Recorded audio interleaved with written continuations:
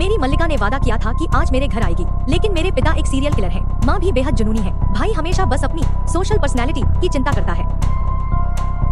इस घर में अगर कोई नॉर्मल है तो बस मैं हूँ। भारी मन से घर लौटी। मुझे दरवाजा खुद मेरे पापा ने खोला। वह एप्रन पहने मुस्कुरा रहे थे। उनकी मुस्कान जितनी गहरी, मेरा डर उतना बढ़ गया, क्योंकि एप्रन पर ताजा खून के धब्बे थे। ताजा, गाढ़ा, अभी अभी उड़ा खून। पापा मेरी डरती निगाहों के साथ खुद नीचे देख रहे थे। फिर गंदा कर लिया एप्रन। अब तुम्हारी माँ फिर से मुझे डांटेगी। मैंने जल्दी से जूते उतारे, अंदर गई। ड्राइंग रूम की कुर्सी पर एक जवान औरत बंधी पड़ी थी। बिखरे बाल, चेहरा खून से सना, ऊपर नीचे के होठों को धागे से सी दिया गया। मुझे देखते ही वो घबराहट में कुछ बोली, मदद की उम्मीद से झांकी। मेरी रूह कांप गई, नजरें चुरा ली। मुझे याद आया, वो औरत अपनी 5 साल की बच्ची को बाहर छोड़ 22 से 25, दर्दनाक फ्लैशबैक। बच्ची रास्ते पर मर गई, माँ गैर मर्द संग व्यस्त थी। बताऊं, उसके हिस्से में कितना दर्द लिखा था। डर के मारे मुझसे कुछ देखा नहीं जा रहा था, बस सोफे पर जड़ हो गई। अगले ही पल कमरे में चीखों की गूंज, महिला का करुण चीत्कार लगातार करीब 10 मिनट चलता रहा, फिर थम गया। पापा ने ऐनक उतारी, खून पोंछा। अब मैं इस आंटी को टुकड़ों में काटूंगा। अगर मन खराब हो, अपने कमरे में चली जा। मुझे इजाजत मिलते ही मैं भाग गई। पीछे से थी पापा की लंबी सांस।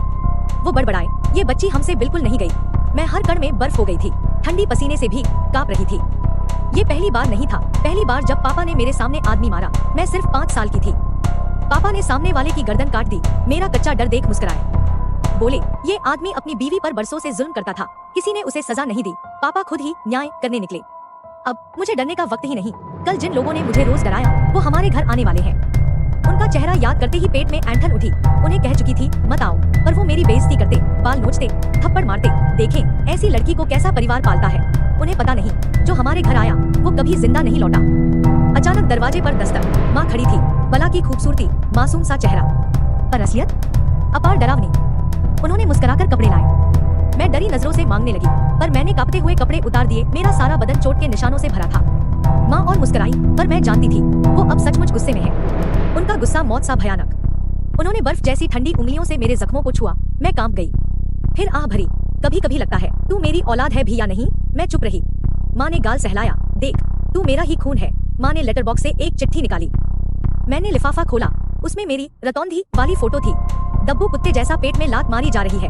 बदमाश मेरे ऊपर पानी डालते हैं। और फोटो के पीछे लिखा, बहुत जिज्ञासा है तेरे यहाँ आकर तेरी परिवार देखूं। एक प्यारी मुस्कुराहट का चित्र भी बना था। मुझे पसीना पसीना फोटो छुपाने लगी, पर माँ ने छीन ली। चेहरे पर वही ठंडी मुस्कान। ये जख्म क्या उन्हीं लोगों ने किया? तेरी चोरी से बाल कटाने की वजह भी वही है। मैं बस कांपकर सर हिला देती हूँ। माफी मांगते हुए उनकी हथेली पर अपना गाल रख देती हूँ। प्लीज माँ, मैं ट्रांसफर ले सकती हूँ, या टीचर को बता दूं, इन्हें आने न देना। मैं भीगी बिल्ली सी मिन्नतें करती रही, पर माँ हंसते हुए बोली, कितनी बार समझाया, मेहमानों के साथ व्यवहार अच्छा रखना चाहिए। कैसे उन्हें बाहर का रास्ता दिखा सकती हो। हम उन्हें एक शानदार, कभी न भूले जाने वाली रात देंगे। माँ की ये बात सुनकर मेरा खून बर्फ हो गया। मैंने ड्राइवर से लेने से इनकार कर बस पकड़ ली। क्लास में डर कर पहुंची। हर वही डरावनी आंखें मुझ पर गड़ी थी। बेजुबान जानवर सा खुद कुर्सी पर बैठी, संदिग्ध महसूस किया। पीछे फुसफुसाहट उठने लगी। सत्य, मेरी स्कर्ट सीट से फंसी, जोर से फट गई। पूरी क्लास मुझे घूरने लगी। चेहरा सफेद पड़ गया। किसने स्कर्ट चीयर कर रौनक को शर्मिंदा किया? मेरी जैकेट पहन लो ने मुझे ढाप दिया। नई कुर्सी लाओ। बाल कटे लंबे लड़के ने लगा दी काम मस्ती के साथ, पर उसकी नजर में शैतानी झलक थी। जल्दी बैठो, क्लास शुरू होने वाली है। 84 डॉट ने मुझे मल्टीपल बार बैठाया। कुर्सी में कुछ चुभा, दर्द फिर बदन में फैल गया। डर के साए में दो तरफ से पकड़कर ये लोग हमेशा मुझे घेर लेते।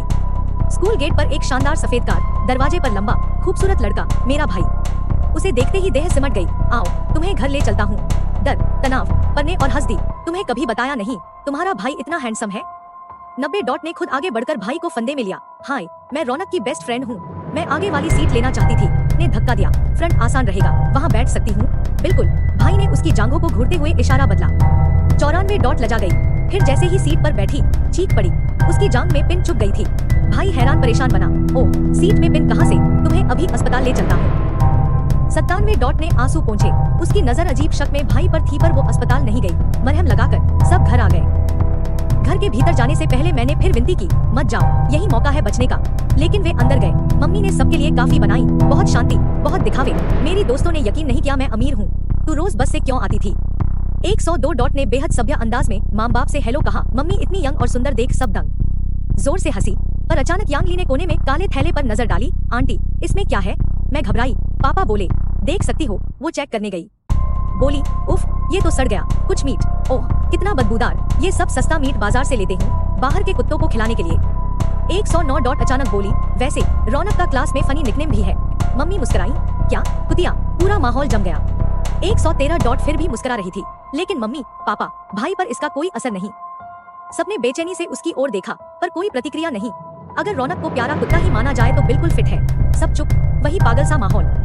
मेरी दोस्त धीमी आवाज में बोली, तुम्हारे माँ बाप कहीं, इन्हें इतनी जबरदस्त बात की समझ ही नहीं। सब सुन रहे थे, फिर भी वे शांत, मानो कुछ सुना ही नहीं। दोस्त ने जबरदस्ती काफी पी, तभी मुंह से कुछ निकला, हैरान परेशान, ये इंसानी उंगली है, ये हाथ की उंगली है। रौनक के मम्मी पापा ने किसी का कत्ल कर दिया। रहो, शांति रखो, शांत रहो। शिवरन, जरा ध्यान से देखो क्या निकाला है। कैसे हो सकता है? ये तो मैंने साफ साफ एक उंगली देखी थी। कौन सी उंगली? तुमने खौफनाक फिल्में ज्यादा देख ली होंगी। मैं ठंडी नजरों से खिड़की के बाहर देख रही थी, जहाँ अनोखी और खतरनाक इच्छाओं वाली फूल खिले थे। कहते हैं अगर इनके पत्तों का रस खाने में डाल दो तो आदमी को भ्रम यानी हेलुसिनेशन हो जाता है। शिवरन काफी देर बाद शांत हुआ, मगर अब यांगली अजीब सी हो गई। वह बार बार उस काले बैग की तरफ देखती रही, बोली, तुम लोगों ने आवाज नहीं सुनी? कोई सरसराहट, जैसे बैग में चूहे हों। क्या बकवास है, तुम सब सुन नहीं सके? इतनी खटरकर। अचानक उसका चेहरा डर से जड़ हो गया, उसके गले से टूटी सी आवाज निकली। मैंने उसकी आंखों में इतना भय कभी नहीं देखा था। जिज्ञासा बढ़ गई, आखिर क्या देख रही है? तभी उसके नीचे से गंदी बदबूदार तरल बह गई। 16 डॉट और शिवरन दोनों चीख पड़े, तुम पागल हो यांगली? वह वहाँ से बाहर रेंग आई। तुमने नहीं देखा? वह बड़बड़ाने लगी। वो बाहर निकल आई। इस वक्त माँ, पापा और भाई की मुस्कान सबसे ज्यादा भयानक हो गई। शिवरन बर्दाश्त नहीं कर सका, सब अजीब हो रहा है, मैं घर जा रही हूँ। 22 डॉट भी बेचैन थी, पर्स उठाया, मुझे घूरा, ये नहीं हो सकता, तुम तो मर चुकी हो। चेन तोंग मर चुकी है, अब उसे भी भ्रम होने लगा था। चेन तोंग, वो नाम मैंने सुना था, इस स्कूल ट्रांसफर से पहले, और उसकी गैंग जिससे बदतमीजी करती थी, वही चेन तोंग जो कष्टों से स्कूल की छत से कूदकर मर गई थी। उसकी मौत पर किसी को फर्क नहीं पड़ा। जब ने उसका नाम पुकारा, शिवरन भी पागल होने लगी। वे दोनों बदहवास होकर भागने दौड़े, मगर दरवाजे पर 8 बड़ी ताले लटके थे। भाई मुस्कुराता खड़ा था। खेल शुरू होने से पहले मेहमान कैसे जा सकते हैं? उनका कत्ल शुरू होने वाला था। मैं सोफे पर सिकुड़ गई, खुद कांप रही थी। 35 डॉट, शिवरन, यांगली, सभी बेहोश हो गई। होश आया तो देखा, वे कसकर बंधी हुई थी। पागल हो गए हो तुम लोग? हमें क्यों बांधा है? हमें जाने दो, नहीं तो मेरा पापा तुम्हें छोड़ेंगे नहीं। भाई हंसी से सिर टेढ़ा करता है, के पास बैठ जाता है। तुम जिसके पापा की बात कर रही हो, वो यही है ना? भाई ने मोबाइल निकाला, उसमें सीसीटीवी फुटेज, एक आदमी हाथ पैर बंधे, उल्टा टांगा गया, बुरी तरह डर के मारे चिल्ला रहा है। 43 डॉट का चेहरा अब नियंत्रण में नहीं, छोड़ दो मेरे पापा को। पागल हो तुम? भाई मुस्कुरा उठा, सुना है तेरे पापा पहले कसाई थे, खेती कसाई। दूसरे सुअर एक झटके में मार देते, पर वो टुकड़ा टुकड़ा करता, खाल उधेड़ता, उसे लगता जितनी पीड़ा में जान निकले उतना स्वादिष्ट खाना। अब क्या करेगी? निर्णय तेरा, तू या तेरा पापा, जिएगा कौन? 49 डॉट की हिम्मत टूट गई। रौनक, मुझे छोड़ दो, मैं कुछ नहीं बोलूंगी, तुम्हारा हर कहा मानूंगी। शिवरन बोली, मैं अब कभी की चमची नहीं बनूंगी, जो भी बुरा हुआ सब उसी का प्लान था। दोनों गिड़गिड़ाने लगी। मैं देखती रही, अब बस शोर लगता था। पापा ममता से मुझे देखते, बेटा तेरा क्या हुक्म है? मम्मी भी मुड़ी, मैं अंदर ही अंदर मुट्ठियां भींच रही थी। तुम ही तय करो। तीनों के चेहरे सफेद हो चुके थे, जीते जी शव लग रहे थे। मेरी बर्दाश्त खत्म हुई, 3 सेकंड का वक्त है। 59 डॉट के चेहरे पर दर्द और सवाल। मैं खुद बचूंगी, जैसा तुम्हारा चाहना। अचानक स्क्रीन पर बड़ी हलचल, सीसीटीवी में दर्दनाक दृश्य। 62 डॉट चीख पड़ी। शिवरन डर के मारे पेशाब कर बैठी। यांगली सफेद पड़ गई, आवाज तक नहीं निकली। उन्हें उम्मीद नहीं थी, मेरे भाई ने सच में मार डालने का काम शुरू कर दिया। माँ बाप ने मेरा हाथ थाम लिया। जियांग रुआन, अब आगे ये काम पुरुषों पर छोड़ दो। 67 डॉट, रौनक बचा लो प्लीज, हम गलत थे। तीनों बुरी तरह फूट फूट कर रोती रही, रहम की भीख मांगी। मैंने वही निर्विकार चेहरा रखा। ये वही लोग थे जिन्होंने मेरी जिंदगी नर्क की थी, जिन्हें कितनी बार सावधान किया, कुछ भी करो, बस मेरे घर मत आओ। लेकिन नहीं, सुना नहीं। माँ का हाथ पकड़ मैं बाहर आई, अंदर कत्ल की दिल हिला देने वाली चीखें, लेकिन घर पूरी तरह साउंड प्रूफ था, किसी पड़ोसी को खबर भी नहीं।